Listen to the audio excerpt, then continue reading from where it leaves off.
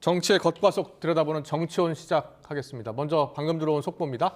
앞서 자막으로 전해드렸는데요. 국민의힘이요. 새 원내대표를 선출하기로 했습니다. 현재 원내대표는 추경호 원내대표인데요. 사의를 이미 표한 상황이고요.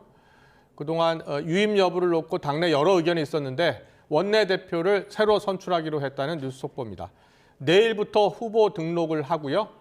표결, 추대, 어떻게 할지 방식은 정해지지 않았습니다. 한동훈 대표는 이와 관련해서 새 원내대표 뽑기 위한 절차에 들어가기로 했고 오늘 의총에서부터 시작을 할 것이라고 밝혔습니다. 자, 여당 새 원내대표를 뽑기로 했고요. 목요일 선출이 목표라는 뉴스 속보 전해드립니다. 관련 소식은 들어오면 더 자세히 전해드리겠습니다. 네, 오늘도 김영준 배재대 석좌교수, 배종찬 인사이트 연구소장과 함께 급변하고 있는 탄핵 정국 분석해드리겠습니다. 어서 오십시오. 네. 안녕하세요. 안녕하십니까? 안녕하세요. 네, 방금 속보 보셨잖아요. 네, 국민의힘이 새 원내대표를 뽑기로 했어요. 추경 원내대표가 결국 사의를 표했고 네. 뜻을 굽히지 않더라고요. 본인이 생각하기에 예. 이러한 여러 가지 부분에 대해서 책임을 지겠다라는 그 예. 점이 강력하기 때문에 그렇습니다. 다만 이제 그동안 이제 추경호 원내대표는 친윤을 대표하고요. 예, 한동훈 대표와 이제 갈등 또는 대립하는 부분이 많았는데 그렇습니다. 이 부분을 이제 잘 소화하기 위해서는 차기 예, 원내대표는 아마도 다선이면서 예, 친한계에 있는 인사가 추대될 가능성, 표결이 아니라 추대될 가능성이 저는 굉장히 높다고 봅니다. 그렇게 보시는군요. 예, 그동안은 친윤계 의원들을 중심으로 추경호 원내대표의 유임을 계속 주장했던 것으로 전해지고 있는데 어떻게 전망하세요? 책임을 질 수밖에 없는 상황으로 보이고요. 그렇군요. 예. 추경호 원내대표가 더 이상은 고집을 할 수 없는, 네. 고사할 수밖에 없는 상황이고요. 예, 두 번째는 이제 변화입니다. 이 위기 국면에서 변화를 하기 위해서는 누군가 전체 의원들을 추스릴 수 있는 네, 사람이 필요한데 아무래도 중진이어야 될 것이고요. 예. 뭐 친한 친윤이다 이런 색깔보다는 예, 예, 전체를 지금 비상 국면에서 견인을 해야 되기 때문에 네. 상당히 선수가 좀 높은 중진이 될 가능성이 높지 않을까. 물론 지금 거론되는 인물은 있습니다만 확인되지 않은 상황에서 예, 말씀드리기는 그렇고 예, 예. 방금 전에 이제 추대 이야기가 나왔던 것도 이걸 선출로 가면 표를 확인하면서 또 갈등이 생길 수도 있거든요. 그럴 수 있겠네요. 그래서 추대가 될 가능성이 상당히 높을 것으로 보입니다. 예. 이 여당의 새 원내대표는 당장 이번 주 계속되는 특검법부터 시작해서 토요일 처리될 예정인 윤석열 대통령 탄핵안까지 원내 사령탑으로서 또 이끌어야 되는 그런 중책을 맡게 되잖아요. 그렇습니다. 특히 이제 중요한 것은 예. 한 목소리입니다. 예. 지금 김용태 초선 의원도 특검법이 어떠냐라는 예. 이야기를 하고 있고 또 지금 임기 단축, 질서 있는 퇴진 예. 다양한 의견들이 나오고 있거든요. 그렇습니다. 그러니까 이제 이것들을 다 원내에서 한동훈 대표가 또 이끌기는 쉽지는 않습니다. 예, 예. 그런 상황에서 예. 원내대표 상당히 관록이 있고 경험이 있고 특히 예. 지난 8년 전의 탄핵 과정을 그대로 예. 기억하고 있는 그런 중진이 그 부분을 상당히 다독이면서 그렇군요. 정리하면서 예. 이 부분을 좀 추스려 나갈 가능성이 상당히 있을 것으로 보입니다. 알겠습니다. 지금 뭐 앞서 저희 뉴스 속보로 전해드렸는데 국민의힘이 또 전국 안정화 TF를 꾸리기로 했어요. 위원장에 이양수 의원이 맡기로 했고요. 관련 정치 현안을 모두 다룰 예정이라고 합니다. 거의 매일 회의를 열기로 했고요. 전국 안정화 TF에서는 어떤 문제를 주로 대통령 뭐 탄핵안부터 시작해서 뭐 하야, 임기 단축, 개헌안까지 다 논의할 것으로 보이거든요. 핵심은 질서에 있는 퇴진인데요. 예, 여기서 이제 되게 이제 충돌되는 부분이 있어요. 예, 예를 들어서 국민의힘이 탄핵을 반대한 이유는 명쾌하잖아요. 조기 대선으로 가면은 예. 대선에서 패배한다. 그럼 조기 대선을 되도록이면은 늦출 수 있는 방안을 연구하자라는 게 그동안에 예. 이제 있었는데 어저께 한동훈 대표가 얘기한 게 좀 결이 굉장히 달라요. 제가 깜짝 놀랐는데. 예. 그럼 뭐냐면 탄핵으로 가면 불확실성이 너무 크기 때문에 예.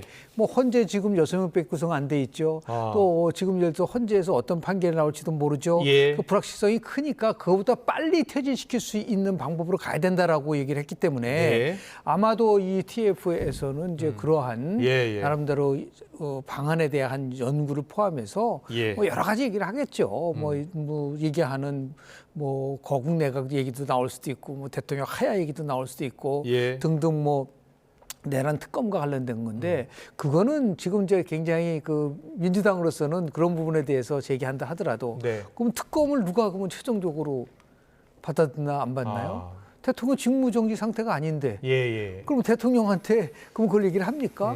그거를 지금 예를 들어서 아니 한덕수 총리도 지금 네. 고발된 상태인데 그럼 누가 그렇습니다. 그럼 특검에 관련돼서 최종적인 결정을 하죠? 예. 이런 문제도 여러 남아 있기 때문에 그렇군요. 이런 것을 이제 종합적으로 예.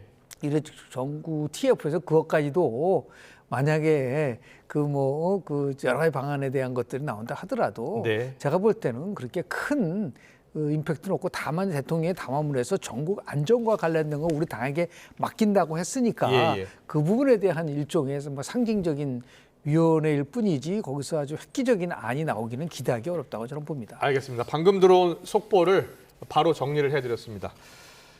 자, 비상계엄은 사태로 2024년 연말 정말 혼란의 연속인데요.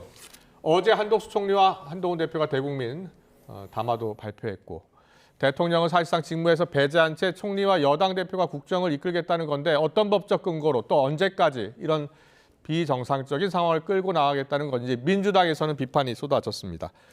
김종혁 국민의힘 최고위원은 박근혜 전 대통령 당시엔 여야가 합의해서 총리에게 일임하겠다라고 했었다면서 또 2016년 이야기를 꺼내기도 했습니다. 박찬대 원내대표, 김종혁 국민의힘 최고위원의 목소리 듣고 오겠습니다. 헌법에 따른 질서 있는 태진은 탄핵밖에 없습니다. 탄핵을 반대한 한동훈 국민의힘 대표와 계엄 건의를 막지 않은 한덕수 국무총리는 무슨 권한과 자격으로 대통령 직무 배제를 말하는 겁니까? 어디에도 근거가 없는 명백한 위헌입니다. 헌법을 정면으로 부정하는 반헌법적 궤변입니다. 내란 속의 윤석열과 완벽한 붕어빵입니다. 불확실한 상황을 계속 끌고 가면서 사회 전체를 그 혼란 속으로 몰아넣는 게 과연 옳으냐. 그렇기 때문에 빨리 대통령이 나는 이런 식으로 해서 물러나겠다. 그리고 이 부분에 대해서 총리에게 일임을 하겠다. 헌법적 권한을 부여한 건 전혀 아니죠. 그것은 그 정치적인 선언이라고 생각을 해요. 2016년에 민주당이 박근혜 대통령에게 요구했던 것과 똑같은 그런 것이죠. 네, 이 전국 상황 해법도 속내가 이렇게 다릅니다. 일단 한동훈 대표가 어제 한덕수 총리가 국정을 챙기겠다고 한 그 공동 담화 후폭풍이 좀 계속 불고 있는 것 같아요. 두 가지 면에서 이제 공격을 받을 수 있는 여지가 있어요. 예. 첫 번째는 그게 과연 가능한 건가라는 부분이거든요. 가능한 건가? 예를 들어서요. 지금 뭐 많은 부분 속에서 핵심은 뭐냐면 예. 대통령 탄핵 표결이 결국은 부결됐지 않습니까? 그러면 대통령의 권한은 지금 예. 여전히 윤석열 대통령한테 있는 거죠. 예. 그럼 윤석열 대통령이 있는데 거리 상태라든지 사고가 아닌 상태에서 과연 국무총리한테 권한이 이양될 수 있느냐라는 아주 핵심적인 부분이 있거든요. 네. 그런 권한이 없는데 여당 대표하고 총리가 모여서 공동으로 국정 운영을 한다는 것에 대해서 이게 지금 이제 야당에서는 그게 바로 반헌법적인 거고 받아들일 수 없다라는 이 부분이 있는데 물론 이제 한동훈 대표는 직접 참여한다는 게 아니라 그동안 당정협의체라는 게 있었기 때문에 충분하게 여당의 자격으로서 이거를 협의하는 것이지 참여하는 게 아니다라고 이제 얘기를 하고 있지만 여하튼 야당은 이제 공격을 받을 수밖에 없는 그런 부분들이 있고 그래서 좀 너무 이제 굉장히 빨리 나갔었던 조기에 두 번째는 뭐냐면 그래서 두 사람이 모여서 질서 있는 퇴진과 관련돼서 대통령 직무정지와 관련된 부분에서 논의하겠다라고 했는데 그것이 과연 또 이게 가능한가? 어떻게 두 사람이 대통령의 직무정지와 관련된 것을 무슨 권한으로 이게 가능할 거냐라는 부분들 이러한 문제 나름대로의 공격을 받을 수 있는 여지가 충분히 있다라고 저는 봅니다. 좀 성급했다고 보세요? 뭐 그런 부분들도 있고요. 가장 중요한 거는 모든 해법은요. 어떠한 나름대로의 뭐 감성적이나 이런 거 아니라 법적인 테두리 내에서 이 문제가 해결돼야 된다는 거죠. 그래서 그걸 아주 민주적이고 개방적이고 그리고 더 나가서 이 법 틀내 속에서 가지 않으면 그건 당연히 불협화음이 나올 수밖에 없는 거고 그 자체가 문제 해결을 더 늦출 수 있는 요인도 있기 때문에 그러니까 당장 지금 민주당이 예. 지금 한덕수 총리에 대해서도 뭐 내란죄 고발하고 예. 등등 이런 조치를 취하는 탄핵 소추를 하겠다고 얘기를 하고 있기 때문에 예. 이런 상황이 이제 벌어진 것도 그것도 영향을 미친 게 아닌가라는 생각을 좀 하게 알겠습니다. 됩니다. 민주당은 즉각적으로 이 2차 내란 아니냐라면서 강도 높게 비판을 했고요. 그리고 세 번째 현직 대통령 탄핵안이요. 사실상 이제 부결이라고 표현을 하지만 정확한 표현은 투표 불성립으로 폐기가 됐다는 거 다시 한번 말씀을 드리고요. 그 한동훈 대표와 이 한덕수 총리가 어제 발표한 담화 관련해서 민주당을 포함해서 야당이 강하게 반발하고 있거든요. 그 자체가 위헌이라는 거예요. 그렇죠. 어디 헌법에 그런 게 있냐는 거예요. 야당에서는 반발할 수밖에 없죠. 예. 반발할 수밖에 없는 것이 민주당을 비롯한 야육당에서 지금 주장하고 있는 것은 빨리 탄핵 추진을 하든지 예. 아니면은 대통령이 하야를 해야 된다라는 것이 야당의 입장입니다. 네, 네. 그런데 이제 여당에서는 이 질서 있는 퇴진이 이 대통령의 탄핵보다는 훨씬 더 피해를 줄이는 방법이다. 예. 이것을 이제 주장을 하는 것이죠. 예, 예. 그렇다면 중요한 것은 대국민 설득력입니다. 말 그대로 네. 법적인 근거라는 건 없지만 정치적인 선언에 의해서 국민들이 일단은 질서 있는 퇴진이라는 것도 계속해서 대통령이 국정 운영을 할 수 있는 건 아니거든요. 예. 그렇다면은 국민들에 대한 대국민 설득력이 얼마나 있느냐. 정치적인 선언의 핵심은 대국민 설득력입니다. 예. 그런데 중요한 것이 지금 한덕수 국무총리와 한동훈 대표 사이에 그렇게 하는 것이 질서 있는 퇴진을 하는 것이 좋겠다지만 뭐가 없냐면은 예. 그럼 언제까지 윤석열 대통령은 대통령의 위치에 있느냐 또는 방법은 어떻게 하느냐. 예.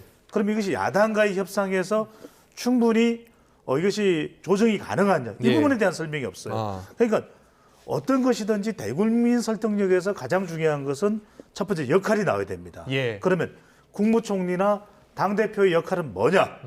책임져야 되는 부분도 있을 텐데. 네. 그다음에 두 번째는 일정입니다. 정확하게 어떤 일정을 말하는 거냐? 그럼 9개월 뒤에 대선이냐? 1년 뒤에 대선이냐?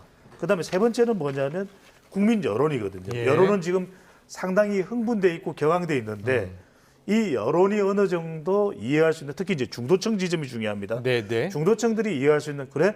그러면 질서 있는 퇴진이 야당이 주장하는 탄핵보다 더 낫다는 근거는 뭐냐? 예. 그러니까 법적인 합법성의 근거도 중요하지만 질서 있는 임기 단축이 더 효과적이라는 것이 어디에 근거를 두고 있느냐? 네. 이 부분에 대한 건 매우 정교하게 구체적으로 내용을 발표할 필요가 있겠죠. 그러니까 예.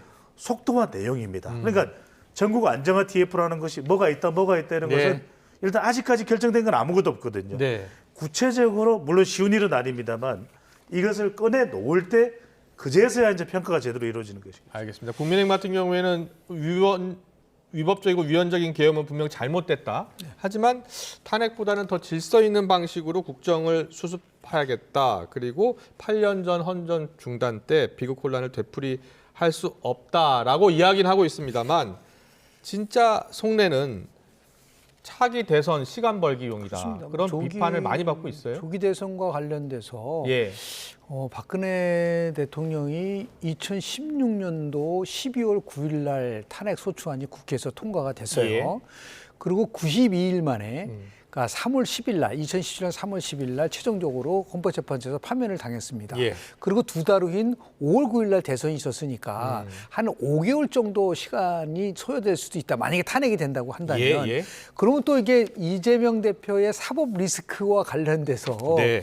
2심 판결, 대법원 판결 그걸 암만 해도 뭐 633이라고 하더라도 예. 6개월 정도가 소요된다고 한다면 이것을 이제 국민의힘은 끝까지 대법원 판결까지 끝난 이후에 대선을 치르겠다고 그런 걸 드러낸 것이고 예, 예. 그리고 뭐 당연히 야당은 그 전에 빨리 이거를 대선을 예. 치르면은 마치 그 트럼프 대통령처럼 예. 연방 대법원이 그 부분에 대해서 뭐 전혀 부분 출마에 예. 문제가 없다고 예, 선언을 예. 해줬지 않습니까? 네. 이런 것들이 이제 겹쳐서 나오는 그 부분인데요. 예. 그래서 지금 이제 그 국민의힘이 얘기하는 책임 총리제 카드로 전국을 돌파할 거라, 그거는 굉장히 실효성이 없습니다. 그렇습니까? 그러니까 책임 예. 총리제라는 그 용어 자체에 대한 이해도가 너무 없어요. 네. 책임 총리라는 것은요. 예. 나름대로 우리가 뭐 보통 얘기할 때 헌법적 사항도 아니고 예. 정치적으로 나온다 헌법에 하더라도 책임 총리라는 문구가 용어 없잖아요. 자체가 없습니다. 예. 다만 98년도 DJP 연대가 만들어지면서 김종필 총리한테 어느 정도 권한을 준 거라든지요. 예. 2003년도에 출범한 노무현 정부가 이해찬 총리한테 어느 정도 힘을 준 거. 근데 거기는 전제가 있는 거잖아요. 그때는 대통령이 여전히 권한을 행사하고 있었던 예. 상황 속에서 책임 총리제였던 것이지. 그렇군요. 지금처럼 뭐 거의 탄핵에 직면하고 있는 이 상황 속에서 책임 총리제가 과연 어느 정도 효율성이 있느냐는 거고, 또 하나는 뭐냐면 그런 거를 할 때는 야당의 나름대로 지금 현재 예. 야당의 합의를 전제로 한 것이 되는데 야당이 그걸 전혀 받아들이지 않는데 어떻게 책임 총리제로 이 전국을 돌파할 수 있을지에 대해서는 아마 그렇군요. 논란의 여지가 많을 거라고 봅니다. 네. 지금 뭐 국민의힘 같은 경우는 당내 또 친윤계, 친한계 갈등이 또 계속되고 있는 상황이고요. 다음 키워드 바로 넘어가겠습니다. 다음 키워드는 녹취를 인터뷰를 좀 들을 예정인데요. 정치권에서는 지금 탄핵, 하야, 임기 단축, 개헌 이 외에도 윤 대통령의 구속이 이루어질 경우에 권한 정지가 될 수 있다라는 주장이 나오고 있습니다. 조응천 단장 또 이재명 대표와 주철현 최고위원의 오늘 목소리 듣고 오겠습니다. 탄핵이냐 혹은 뭐 법에도 없는 공동 집권이냐 이거보다 수사에 의해 가지고 가장 먼저 가르마가 타질 거라고 봐요. 지금 대통령 직무집행 정지가 안 된 상태에서 뭐 어떻게 해보겠다 그러는 거고 어떻게든 탄핵을 통해 가지고 직무집행 정지를 시켜보겠다는 거잖아요. 근데 지금 벌써 김영현 장관, 전 장관 아마 오늘 중에 영장 할 거고요. 김 장관 구속이 되면 그 위에는 대통령밖에 없어요. 그래서 만약에 조사가 되고 구속이 된다면 그건 헌법이 얘기하는 사고죠. 내란 속에 윤석열의 질서 있는 퇴진은 헌법에 규정된 탄핵뿐입니다. 존재하지 않는 길을 억지로 가다간 수렁에 빠져서 죽습니다. 직무정지 방법이 탄핵 말고도 있다 이런 주장을 하는 분들이 있는 것 같은데 그 점은 좀 명확하게 어떻습니까? 단체장들은 지방자치법에 규정이 있어서 직무가 정지가 됩니다만 구속이 되면 대통령 그런 규정이 없어서 현실적으로 옥중 직무를 나갈 수가 없을 겁니다. 그 명확한 거죠. 네, 그렇습니다. 알겠습니다. 여야의 생각이 좀 다르고 또 해석도 다른 것 같아요. 윤 대통령의 구속 가능성 또 그에 따른 직무 정지 여부는 어떻게 보세요? 헌법 71조에 나와 있지 않습니까? 헌법 거리 71조. 상태인 예. 경우에는 예를 들어서 뭐 사망을 했다든지 네. 하야를 했다든지 이럴 예. 때는 고리 상태가 되기 때문에 직무정지가 되는데 예. 사고인 경우에는 예를 들어 질병이라든지 등등 다른 이유로 예. 기타 사안에 의해서 이 사고가 인정이 됐을 경우에 예, 예. 직무대행을 하는데 아. 대통령이 이제 구속되는 경우 이제 예. 긴급 체포됐다 내란죄로 인해서 네. 그럴 경우에 그거를 직무정지 상황엔 사고에 해당되느냐라는 이제 나름대로의 그러한 논쟁이 있겠죠. 그러니까요. 저희가 지금 헌법 71조를 보여드리고 있는데 대통령이 궐이되거나 궐이라 하면 사망 하야하면 혹은 사고로 인하여 직무를 수행할 수 없을 때는 국무총리 법률이 정한 국무위원 순서로 그 권한을 대행한다라고 하는데 이 사고 부분에 이제 질병, 실종, 구속 등이 포함된 것으로 지금 전해지고 있습니다. 그렇습니다. 예. 그러니까 지금 핵심은 예. 가장 핵심은 일정입니다. 그러니까 민주당이 주장하는 것도 그렇고 예. 국민의힘도 그것이 시간 벌기가 됐든 어떻든 간에 예. 이 시간에 대한 협상이 이루어져야 되는 것이거든요. 그러면 검찰 또 경찰, 예. 공수처가 지금 윤석열 대통령에 대해서는 출국 금지까지 내렸거든요. 그렇습니다. 그리고 법무부는 지금 승인했습니다. 승인했고 김건희 여사에 대해서도 출국 금지를 검토하고 있습니다. 있고. 이 이야기는 뭐냐? 예. 그러면 수사를 기다려서 수사 결과에 따라서 또 구속 또는 권한 정지 예. 이 부분을 받아들일 것인가? 그것도 정리가 안 돼 있어요. 예. 왜냐하면 방금 전에 더불어민주당 최고위원 비상대책회의에서도 이 검사 출신이 그 이야기를 하지 않습니까? 예, 예. 이것이 결과적으로는 옥중 수감이 된다 하더라도 예. 대통령이 옥중 정치도 할 수 있다. 그러면 대통령의 지위는 유지되는 겁니다. 예, 예. 그러면은 또 민주당 내에서는 아니다. 탄핵으로 가야 된다. 예. 하야해야 된다. 그러니까 조금만 더 정리를 해드리면 결과적으로 일정인데 임기 단축이냐. 그다음에 아니면은 수사에 따른 결정이냐 예. 또는 이제 탄핵이냐거든요. 대체로 이 시한들을 보면은 아주 길게는 국민의힘에서 들고 나올 수 있는 것은 다음 지방선거를 함께 가면 어떻게 했느냐. 예, 예. 그리고 권력 구조에 대한 4년 중임제에 대한 국민투표도 내년에 해보자. 예. 1년 6개월 뒤에 이제 지방선거입니다. 그런데 지금 민주당에서 주장하는 건 빨리 탄핵을 해서 예. 6개월 뒤에 헌법재판소 결과가 3, 4개월 나오면 그로부터 60일 이내에 대선을 실시해야 되기 때문에 6개월 이내에 할 수 있는 그래야 이재명 대표도 상당히 유리해질 수가 있거든요. 그렇군요. 그렇게 하자. 그러면 짧게는 6개월부터 길게는 1년 6개월입니다. 예, 예. 이 사이의 어느 지점에 그러니까 중간값은 1년인데 민주당은 9개월을 원할 수도 있고 더 빠른 시간을 원할 수도 있고 그렇군요. 또 1년에서 중간값에서 국민의힘은 조금이라도 더 길게 이렇게 원할 수 있는 그 부분에 대한 협상입니다. 그러니까 지금 외신들도 우리 탄핵 관련해서 국회에 대한 상황도 굉장히 이 촉각을 곤두세우고 예, 중요한 예. 건 일정입니다. 일정이 어떻게 협상되느냐가 가장 중요한 관건입니다. 그렇군요. 그래서 시간 싸움이 될 것이다라는 이야기가 나오고 있는데요. 민주당은 내란죄를 다룰 상설 특검에 더해서 별도로 일반 특검 법안 추진하고 있죠. 또 다양한 방식의 수사를 통해서 윤 대통령을 압박하겠다는 전략입니다. 이런 가운데 신주호 부총장은 이재명 대표가 조금 조급해 보인다라는 목소리를 냈는데요. 듣고 오겠습니다. 두한 씨의 반란, 두한 씨의 내란, 두한, 전두환, 저 그게 떠올라요. 좀 웃을 일은 아닌데 우연 같긴 하지만 두한 씨의 반란에 대해서도 엄정한 책임을 물어야 될 것 같습니다.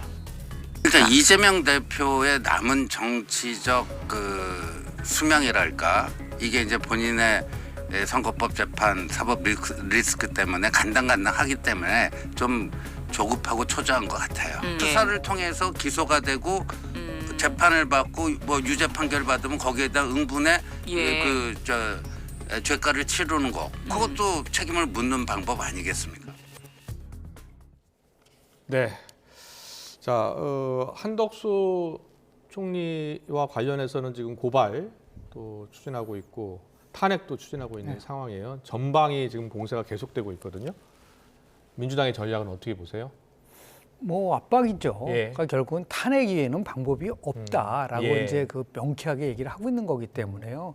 그러니까 질서 있는 퇴진은 결국은 탄핵이다라고 지금 계속해서 일관성 있게 얘기를 하고 있는 거지 않습니까? 그 말은 뭐냐면 탄핵이 돼서 결국은 직무대행을 할 사람이 누구냐라는 걸 정해질 때 한덕수 총리가 결국은 한동훈 대표와 공동 성명을 한 게 이제 결정적으로 영향을 미친 거라고 저는 봐요. 그러니까 이건 믿을 수 없다. 다시 얘기해서 탄핵 소추까지 하겠다 이제 그런 식으로 얘기를 하는 거거든요. 뭐 여러 가지 이제 뭐 방안이 있을 수 있겠으나 지금 이제 얼마만큼 이게 버틸 수 있느냐라는 것을 싸움을 하는 것 같아요. 그래서 결국은 뭐 매주 탄핵을 지금 추진하겠다고 얘기를 하고 있는데 조금 전에 우리 이제 원내대표 선출, 집권당의 선출 얘기한 1차적 과제는 뭐냐면 14일 날 표결 방법을 어떻게 할 거냐가 핵심적 사항 아직 같아요. 14일 표결은 어떻게 할지 결정을 안 했죠. 그러니까 거기서 뭐 지난번처럼 집단 뭐 예를 들어서 뭐 퇴장할 거냐 아니면은 그냥 뭐 참여를 해서 표결할 거냐 이런 부분들도 정해져 있지 않은 상태이기 때문에 여당의 당론 부결 이번에도 똑같이 할 것인지 또 뭐 참여를 안 할 것인지 아무것도 결정 안 했대요. 그게 굉장히 1차적 관문이라고 볼 수밖에 없는 거고요. 그래서 아마 계속해서 이제 탄핵을 하게 되면 뭐 지금 모든 거를 책임의 문제가 아니라 전략의 문제로 지금 집중하고 있기 때문에 문제가 발생되는데 이럴 경우도 있을 수 있을 거예요. 정 그렇다고 한다면 좋다. 탄핵에 대해서 찬성하더라도 지금은 아니다. 시간을 점점 늦게 해서 탄핵을 하게 되면 최소한도 5, 6월 정도까지는 버틸 수가 있고 그렇게 되면 이재명 대표 사법 리스크가 현실화될 수 있는 부분과 맞닿을 수도 있다라고 하는 이런 또 전략적인 판단을 할 가능성도 높기 때문에 이게 결국은 뭐냐면 국가가 없는 거죠. 뭔가 이 부분에 대해서 빨리 조속히 회복이 돼야 되는데 뭐 여러저니 정치권은 자신의 이해관계에서 움직일 수밖에 없는 상황이기 때문에 어떻게 뭐 예견하기가 쉽지 않습니다. 지금 이 상황을 여야 대표나 원내대표 회담을 통해서 좀 풀어야 되는 건 아니냐라고 이제 우원식 국회의장이 어제 제안을 했잖아요. 저는 뭐 그거를 뭐 지난 저 YTN에서 그 얘기를 예, 했었고요. 예. 그러니까 정치적인 방법으로 풀어야 될 부분들이 있는 거죠. 왜냐하면 예.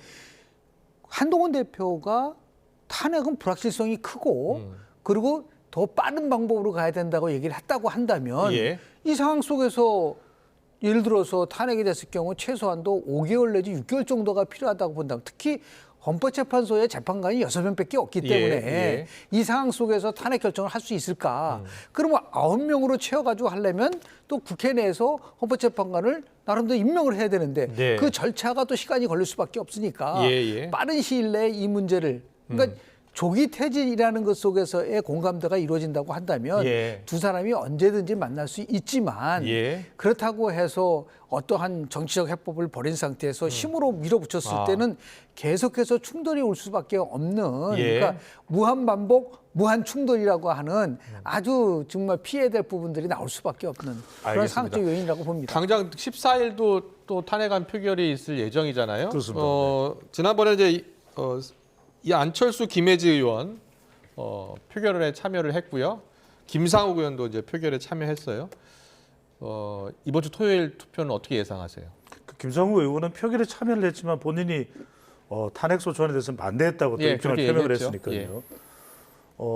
지금대로라면 예. 국민의힘은 탄핵 소추안에 대해서 14일도 예. 부결할 가능성이 높을 것으로 보입니다. 아, 김건희 여사 특검법 부분도 어떤 상황이 벌어질지는 모르겠습니다. 예. 이 내란 특검법 관련해서도 부결될 가능성이 높아요. 그러니까 예. 14일 날 탄핵 소추안이 다시 올라오는 것과 포함해서 예.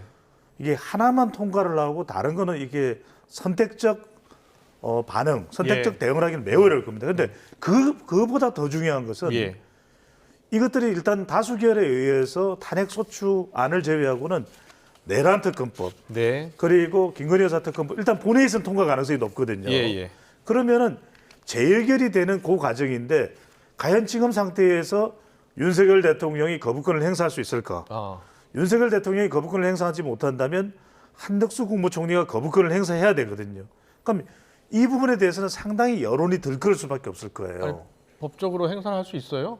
그러니까 그 부분을 예, 말씀드리는 겁니다. 그렇죠. 그러니까 예. 대통령이 직무 정지라는 것 자체에서 어느 선까지 할 수 있죠. 그렇다고 해서 이걸 그대로 통과되면은 그대로 다 이제 진행이 되는 것이거든요. 그렇군요. 알겠습니다. 자, 오늘 나온 리얼미터 조사를 잠깐 짚고 마무리하겠습니다. 오늘 윤석열 대통령 지지율, 국민의힘 지지율이 나왔는데 동반 급락한 여론조사 결과가 나왔습니다. 리얼미터 조사입니다. 보고하겠습니다. 네, 리얼미터 조사에서 17.3%로 떨어졌습니다. 그리고 정당 지지율도 볼까요? 정당 지지율도요. 국민의힘 26%로 떨어졌고 민주당은 47.6%를 기록했습니다. 윤 대통령과 국민의힘 지지율 동반 급락. 자, 어떻게 보세요? 예상했었던 부분인 예. 거죠. 참고로 지난 2016년도 예. 탄핵이죠. 그 당시에 제가 찾아봤어요. 아, 박근혜 대통령이 12월 9일 날 예. 이제 국회에서 탄핵 소추가 됐는데 당시에 12월 6일서부터 8일까지 한국갤럽이 1,012명을 상대로 조사한 겁니다. 예. 그때 박근혜 대통령의 국정운영 지지도 몇 퍼센트 정도 될 거라고 생각하세요? 글쎄요. 기억이 잘 안 납니다. 네, 5%입니다. 5%요? 네, 5%였어요. 예. 그러니까 제가 볼 때는 예. 저 지지율이 더 떨어질 가능성이 굉장히 큰 거죠. 예. 왜냐하면 지금 한국갤럽에서 지난주 금요일 날 16%로 나왔는데 예. 문제는 20대, 18, 20대는 얼마냐면요. 네. 7%입니다. 아, 30대 3%예요. 예. 40대 4%입니다. 그렇군요. 그러니까 이런 상황 속에서 당연히 뭐 집권당의 지지가 떨어지는 거는 뭐 너무나 자명하고 지금 차이가 얼마나 났냐면 지난 한국갤럽에서는 예. 10%포인트 차이가 났어요. 예. 그러니까 굉장히 큰 차이로 나오기 때문에 이건 피할 수 없는 부분인 거죠. 네. 얼마만큼 이 부분에 속에서 지금 뭐 어떤 의미에서 보면 이제 대통령 지지율이나 정당 지지율은 의미가 없다. 왜냐하면 워낙 이래 지금 격변 예. 상황이기 때문에 그런 말씀을 좀 드립니다. 알겠습니다. 여야 모두 이 여론조사 지지율을 또 계속 신경 써서 봐야 되잖아요. 여론이 그렇죠. 굉장히 중요한 상황이잖아요. 지금 시점이 왜 중요하냐면 예. 한 달에 못 미치는 시효가 국민의힘에는 주어져 있다. 이렇게 해석을 할 수가 있는 것이 8년 전에도 급락하는 그 지지율을 방어해내지 못했거든요. 네. 그러니까 지금 한동훈 대표나 또는 당 내에서 국정 안정화, 전국 안정화 TF를 한다는 것은 이것이 더 이상 추락하지 않도록 예. 할 수 있는 한 최대한의 이 방어 전략이거든요. 예. 그런데 그 방어 전략의 핵심은 뭐냐면 설득 명분입니다. 네. 이 설득 명분이 얼마나 일정과 함께 구체적으로 나오느냐. 예. 그것이 한 달 이내의 시점. 대체로 이제 지난 8년 전의 경우와 비교를 해보면 12월 말까지 이 부분이 나와서 상당히 지지층뿐만 아니라 중도층 일부까지도 설득력을 가지면 네. 그것이 통할 수도 있고 통하는 일정한 정도가 가능해지겠지만 예. 그게 그게 불가능하다면 걷잡을 수 없는 상황이 되는 것이죠. 알겠습니다. 혼란스러운 탄핵 정국을 분석해 드렸습니다. 지금까지 김영준 배재대 석좌교수, 배종찬 인사이트K 연구소장과 함께했습니다. 잘 들었습니다. 고맙습니다. 네, 감사합니다.